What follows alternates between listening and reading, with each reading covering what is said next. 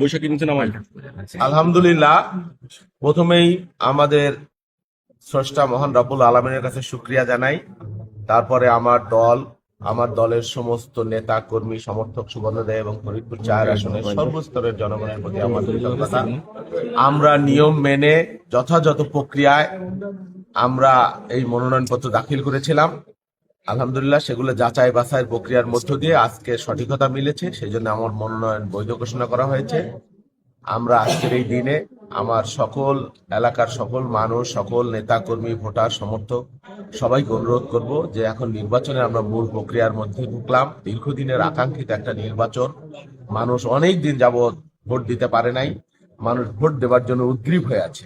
আগামী দিনে আমরা ফরিদপুর ৪ আসনে সকলে মিলে যেসব প্রার্থী বৈধ হয়েছে এবং যারা বৈধ হয় নাই তারাও হয়তো অ্যাপিল করবেন, আশা করি অ্যাপিলের মাধ্যমে যদি কেউ ফিরে আসতে পারেন, সকলে মিলে আমরা শান্তিপূর্ণ একটা সহাবস্থান এবং চমৎকার একটা নির্বাচনী আবহ আমেজ তৈরি করব, যাতে করে সকল মানুষ একটা উন্মুক্ত পরিবেশে, একটা নিঃশঙ্ক পরিবেশে ভোট দিতে পারে। ভোট যাতে কোনো আতঙ্কের ব্যাপার না হয়, ভোট যাতে একটা উৎসবের ব্যাপার হয়, এটাই আমাদের কাম। এখন পর্যন্ত নির্বাচনের পরিবেশ কেমন মনে হচ্ছে আপনাকে? না, আমাদের বাংলাদেশ এখন পর্যন্ত আমাদের এলাকায় নির্বাচনী পরিবেশ খুবই চমৎকার, খুবই চমৎকার। কোন রকমের কোনো ঘটনা বা কোন রকমের কোনো মানে কি বলে বিশৃঙ্খলা বা কোন রকম হানাহানি এই ধরনের কোনো খবর আমরা এখন পর্যন্ত পাইনি।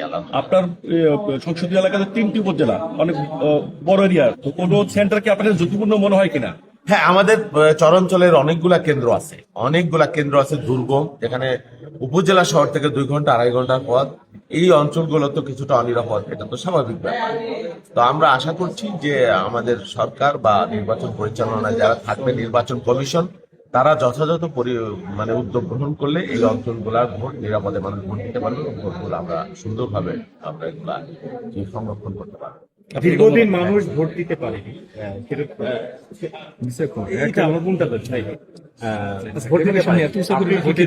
দীর্ঘদিন কাজ করছেন, সেই ক্ষেত্রে এবার ভোটারদের মধ্যে কেমন উচ্ছ্বাস দেখতে পাচ্ছেন ভোট কেন্দ্রে এবার ভোট দেওয়ার ব্যাপারে? হ্যাঁ, আপনি ঠিকই বলেছেন।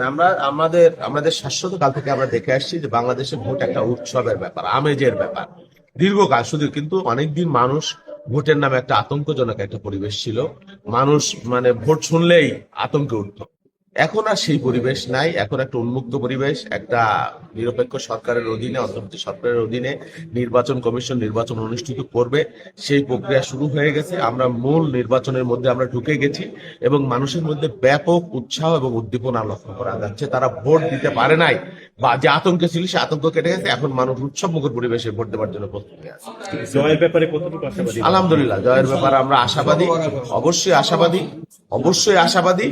আমরা আশা করি যে মানুষ যদি সুন্দরভাবে ভোট দিতে পারে, নিঃশঙ্ক পরিবেশে ভোট দিতে পারে, ইনশাল্লাহ আমরা বিজয়ী হব।